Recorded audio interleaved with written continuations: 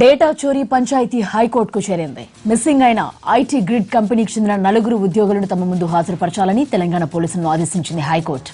ఆ company CEO దాఖలు చేసిన హెబియస్ కార్పస్ పిటిషన్పై స్పందించిన ధర్మాసనం ఈ మేరకు ఆర్డర్స్ జారీ చేసింది.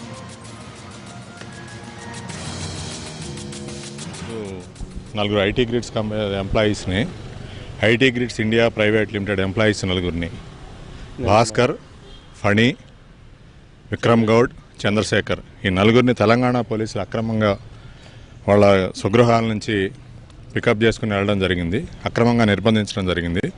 ఆ నిర్బంధానికి ఛాలెంజ్ చేస్తూ హెబియస్ కార్పస్ పిటిషన్ వేయడం జరిగింది. మా వాదంతో ఏకీభవిస్తూ జడ్జి గారు కేసు డైరీ ప్రొడ్యూస్ చేయమని అడిగారు. పోలీసు వారు కేసు డైరీని జడ్జి గారి ముందు పెట్టడం జరిగింది. ఆ కేసు డైరీలో బ్లాంక్ పేపర్స్ మీద కొంతమంది సంతకాలు తీసుకున్నారు. ఈ సంతకాలు ఎవరెవరిని అడిగితే ఈ సంతకాలు రెవెన్యూ వాళ్ళే అని చెప్పారు. చెప్తే జడ్జి గారు దీన్ని బట్టే తెలుస్తూ ఉంది మీరు అక్రమంగా తీసుకెళ్లాలో లేరో, కాబట్టి రేపు ఉదయం 10:30 గంటలకల్లా జడ్జి గారి ముందు 4 ప్రొడ్యూస్ చేయమని చెప్పడం జరిగింది. 160 నోటీసులు ఇచ్చామని చెప్పారు. ఆ 160 నోటీసులు ఎక్కడా కూడా కేసు డైరీలో లేవు. వాళ్ళు ఆ కేసులో అక్యూజ్డ్ కూడా కాదు. రాత్రి సాయంత్రం 5:30 వరకు ఈ 4 వాళ్ళ ఇళ్ల నుంచి అక్రమంగా తీసుకుని వెళ్ళడం జరిగింది. ఆ డేటా చౌర్యం కేసు లేదు అని చెప్తున్నారు. ఆ కేసు ఏంటో కూడా తెలియదు మాకు. It was filed against IT grid solutions India private లిమిటెడ్కి వ్యతిరేకంగా మేము ఏదో ఒక ఎఫ్ఐఆర్ రిజిస్టర్ చేశాము అని చెప్తున్నారు. ఆ కేసులో వీళ్ళు ముద్దాయిలు కూడా కాదు.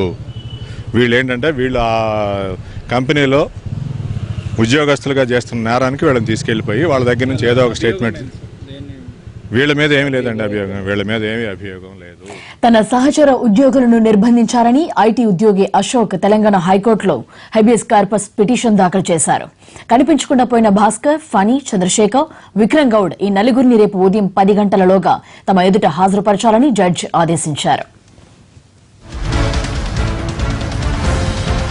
ఈరోజు 4 ఐటీ గ్రిడ్స్ ఎంప్లాయీస్ని, IT Grids India private limited employees 4 Bhaskar, Phani, Vikram Goud, Chandrasekhar ఈ 4 తెలంగాణ పోలీసులు అక్రమంగా వాళ్ళ స్వగృహాల నుంచి పికప్ చేసుకుని వెళ్ళడం జరిగింది. అక్రమంగా నిర్బంధించడం జరిగింది. ఆ నిర్బంధానికి ఛాలెంజ్ చేస్తూ హెబియస్ కార్పస్ పిటిషన్ వేయడం జరిగింది. మా వాదంతో ఏకీభవిస్తూ జడ్జి గారు కేసు డైరీ ప్రొడ్యూస్ చేయమని అడిగారు.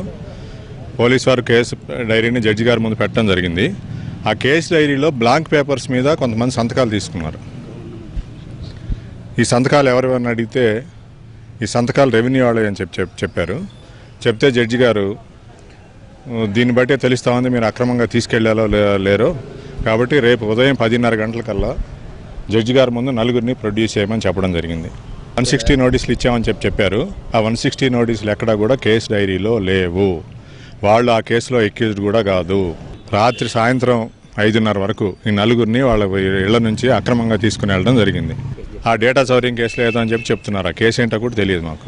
It was filed against IT grid solutions India private లిమిటెడ్కి వ్యతిరేకంగా మేము ఏదో ఒక ఎఫ్ఐఆర్ రిజిస్టర్ చేశాము అని చెప్తున్నారు. ఆ కేసులో వీళ్ళు ముద్దాయిలు కూడా కాదు. వీళ్ళు ఏంటంటే వీళ్ళు ఆ కంపెనీలో ఉద్యోగస్తులుగా చేస్తున్న నేరానికి వీళ్ళని తీసుకెళ్ళిపోయి వాళ్ళ దగ్గర నుంచి ఏదో ఒక స్టేట్మెంట్, వీళ్ళ మీద ఏమీ లేదండి అభియోగం, వీళ్ళ మీద ఏమీ అభియోగం లేదు. మరిన్ని వివరాలు కరెస్పాండెంట్ శర్మ అందిస్తారు. శర్మ,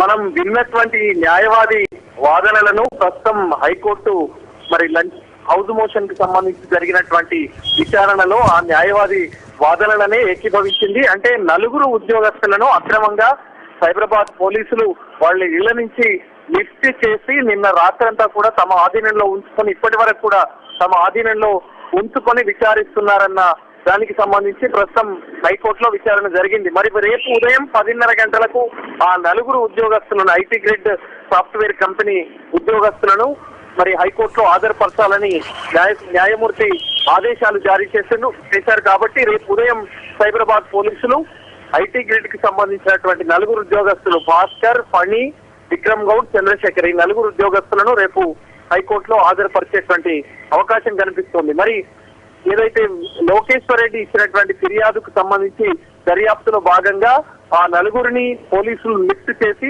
నిన్న నుంచి కూడా ప్రశ్నిస్తూ ఉన్నారు.